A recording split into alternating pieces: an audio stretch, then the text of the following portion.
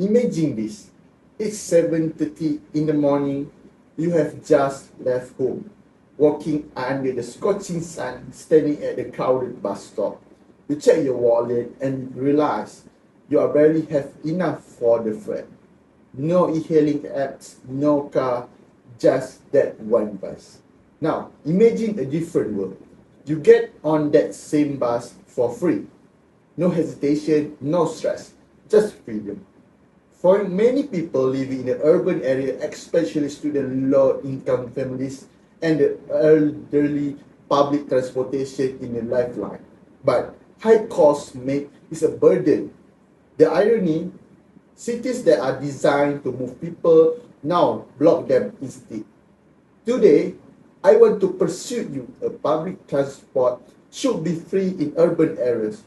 It is not just a convenience, it's a necessity for a fair, efficient, and sustainable future.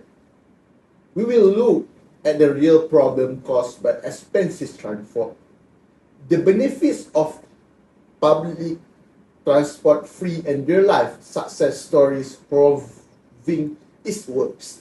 Let's talk about the problem. Financial burden on low-income groups.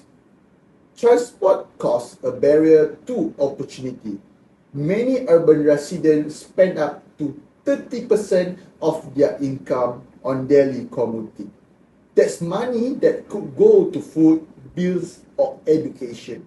In this system, mobility becomes a privilege rather than a right. Some students skip school. Some workers lost job opportunities, all because of rising fare prices. Rise in a private vehicle use. When public transport is too costly and unreliable, people turn to car or motorcycles. What's happened next? Cities like Kuala Lumpur or Jakarta become parking lots during rush hour. Traffic congestion increases, so does pollution, road stress, and time wasted. It's not just a transportation issue. It's a social and environmental crisis. So, what is the solution? First, make public transport free in an urban area. Sounds impossible, right? Think again. When more people use buses or train instead of driving, carbon emission drop. Cities like Tallinn and Estonia have proven this. When they made public transport free, car usage dropped and air quality improved. In Dunkirk, France, a free bus system led to a 60% increase in ridership, reducing thousands of car trips daily.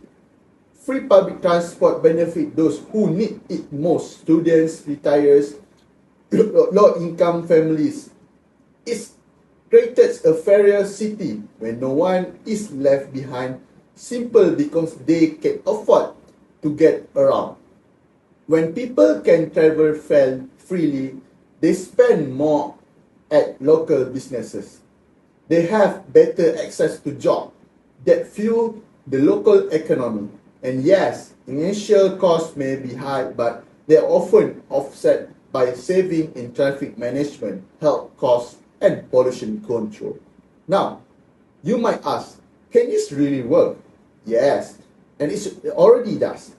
Let's look at Tallinn, Estonia, the first European capital to offer free public transit to its residents starting in 2013. Essentially, the move aimed to boost mobility among lower-income groups, but as Time Out reported, it's also delivered environmental benefits by coupling free transit with higher parking fees and park and ride incentive. Tallinn encouraged drivers to switch modes. This led to less congestion in the city center and fewer car emissions. A real-world example of how fare-free transit can support climate goals without needing massive infrastructure change. Tallinn didn't stop at making rides free. It engineered a system that pairing incentive with policy result in visible environmental wins. That's what makes this case so compelling for our argument. It's not idealism, it's a practical change. Let's take a real-world example at Dunkirk, France. In 2018, the city made all public buses completely free. The result, ridership soared. Within months, the number of the people using the bus on weekday increased by 60%. On weekends, usage more than doubled, with some reports showing a rise of over 120%. What's more impressive is that nearly half of these new passengers were previously using private car. Imagine the impact. For a car on the road, the traffic congestion and the signage can drop in carbon emission. Even better, some residents reported that they sold their car or choose not to buy one, simple because public transport became reliable and free. And it didn't just help the environment. The bus network was expanded from 10 to 70 lines, with more driver hired and new cleaner buses added. This stimulated that local economy and created jobs. The cost around €15 million per year, funded through the small local business tax on individual fares. That's just €23 per resident annually, a small price to pay for cleaner air, better mobility and happier citizens. Dunkirk proved the free public transport is not a fantasy. It's a proven solution that benefits everyone, commuters and economy and the planet. Let's wrap this up. We have seen the expensive transport worsen inequality and environmental damage.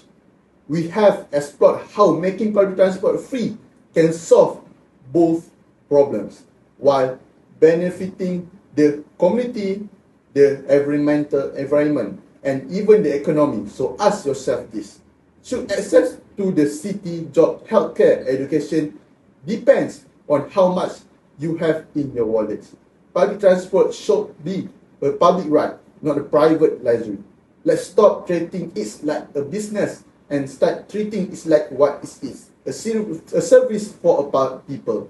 Next time there is discussion on city planning or policy reform, raise this point. Push for free and accessible transport. Support leaders who prioritize sustainable and equity. Together we can move toward a cleaner, fairer and more connected future, one free ride at a time. Thank you. Assalamualaikum.